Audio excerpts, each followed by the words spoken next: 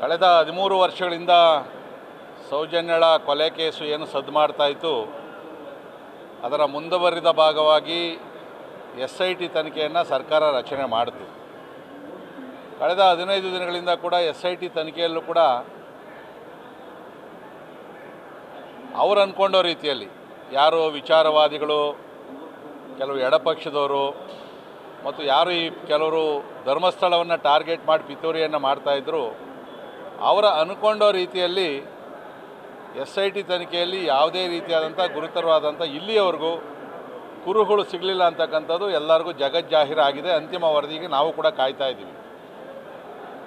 ನಾನು ಇದ್ರ ಬಗ್ಗೆ ಈಗಲೇ ಹಿಂದೆನೇ ಹೇಳಿದ್ದೆ, SITಯಲ್ಲೂ ಕೂಡ ಅನಾಮಿಕ ಹೇಳಿರ್ತಕ್ಕಂಥದ್ದು ಸುಳ್ಳು ಅಂತ ಏನಾದರೂ ಬಂದರೆ ಇವರು ಸಮಾಧಾನ ಆಗೋದಿಲ್ಲ, ಮತ್ತೆ ಇವರು ಹೋರಾಟವನ್ನು ಮಾಡೇ ಮಾಡ್ತಾರೆ ಅಂತಕ್ಕಂಥ ಮಾತನ್ನು ನಾವು ಹಿಂದೆನೇ ಊಹಿಸಿ ಹೇಳಿದ್ವಿ. ಅದು ನಿಜ ಆಗಿದೆ. ನಿನ್ನೆ ಕೆಲವು ವಿಚಾರವಾದಿಗಳು, ಪ್ರಗತಿಪರರು ಅಂತೇಳಿ ಸಭೆಯನ್ನು ಸೇರಿ ಈ SIT ತನಿಖೆ ಕೂಡ ಸರಿಯಾಗಿ ನಡೀತಾ ಇಲ್ಲ, SIT ಮೇಲೆ ಒತ್ತಡ ಆಗ್ತಾ ಇದ್ದಾರೆ ರಾಜಕಾರಣಿಗಳು, ಆಡಳಿತ ಪಕ್ಷ, ವಿರೋಧ ಪಕ್ಷದವರು ಎಲ್ಲರೂ ಕೂಡ ಸೇರಿಕೊಂಡವ್ರೆ. ಸೊ ನಾವು ಯೂಟ್ಯೂಬರ್ಸ್ ಪರವಾಗಿ ನಿಂತ್ಕೊಳ್ಬೇಕು. ಮತ್ತು ಧರ್ಮಸ್ಥಳದ ಒಬ್ಬ ಹೇಳಿದ್ದಾರೆ, ಧರ್ಮಸ್ಥಳದ ಉಂಡಿ ಲೆಕ್ಕ ಕೊಡಬೇಕಂತೆ ಇವ್ರಿಗೆ. ಅಂದರೆ ಅರ್ಥ ಆಗಬೇಕು, ಇವರು ನೇರವಾಗಿ ಧರ್ಮಸ್ಥಳದ ಉಂಡಿ ಲೆಕ್ಕ ಕೇಳವ್ರೆ ಅಂತಂದರೆ ಇವರು ಸೌಜನ್ಯಳ ಕೊಲೆಗೆ ನ್ಯಾಯ ಕೇಳ್ತಾ ಇಲ್ಲ, ಇವರು ನೇರವಾಗಿ ಧರ್ಮಸ್ಥಳಕ್ಕೆ ಟಾರ್ಗೆಟ್ ಮಾಡಿರೋದು ಅಂತೇಳಿ ಈಗ ಬಹಿರಂಗ ಆಗೋಯ್ತು. ಅದರದ್ದು ಸರ್ಕಾರ ಇದಕ್ಕೆ ಮಣಿಬಾರ್ದು. ಯಾಕಂದರೆ ಅವರ ಒತ್ತಾಯಕ್ಕೆ ಮಣದೇ ನೀವು SITಯನ್ನು ಮಾಡಿರ್ತಕ್ಕಂಥದ್ದು. ಧರ್ಮಸ್ಥಳ 600 ವರ್ಷಗಳಿಂದ ಇರ್ತಕ್ಕಂಥ ಆ ಪದ್ಧತಿಗಳಿಗೆ ತಿಲಾಂಜಲಿ ಕೊಡ್ತಕ್ಕಂಥ ಕೆಲಸವನ್ನು ಸರ್ಕಾರ ಆಗಲಿ ಯಾರೂ ಕೂಡ ತಡೆಯೋಕ್ಕಾಗೋದಿಲ್ಲ.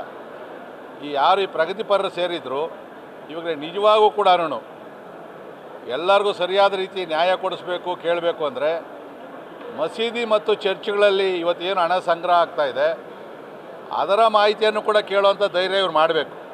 ಕೇವಲ ಹಿಂದೂ ಧಾರ್ಮಿಕ ಮೇಲೆ ಇವರು ಏನು ಆಘಾತ ಮಾಡ್ತಾ ಇದ್ದಾರೆ. ಯಾಕಂದರೆ ನಾವು ಹಿಂದೂಗಳು ಅಷ್ಟು ಬೇಗ ತಿರುಗಿ ಬೀಳೋದಿಲ್ಲ ಅಂತೇಳಿ ಅವ್ರಿಗೆ ಗೊತ್ತು. ನಾವು ಒತ್ತಾಯವನ್ನು ಮಾಡ್ತಾ ಇರ್ತಕ್ಕಂಥ ಸರ್ಕಾರಕ್ಕೆ, ಈ ಎಡಚರರಿಗೆ, ಈ ಪ್ರಗತಿಪರರಿಗೆ ಹೇಳಿದ್ದಕ್ಕೆಲ್ಲ ತಾವು ಕಿವಿ ಕೊಡಬಾರ್ದು ಮತ್ತು ಅವ್ರು ಯಾವುದೇ ಮನ್ನಣೆಯನ್ನು ಕೊಡಬಾರ್ದು. ಧರ್ಮಸ್ಥಳದ ವಿಚಾರದಲ್ಲಿ ಮತ್ತೆ ಈಗ ಮೂಗು ತೂರಿಸ್ತಕ್ಕಂಥ ಕೆಲಸವನ್ನು ಮಾಡ್ತಾ ಇದ್ದಾರೆ. ಈಗಾಗಲೇ ಇಡೀ ರಾಜ್ಯದಲ್ಲಿ ಹೋರಾಟವನ್ನು ಮಾಡ್ತಾ ಇದ್ದಾರೆ.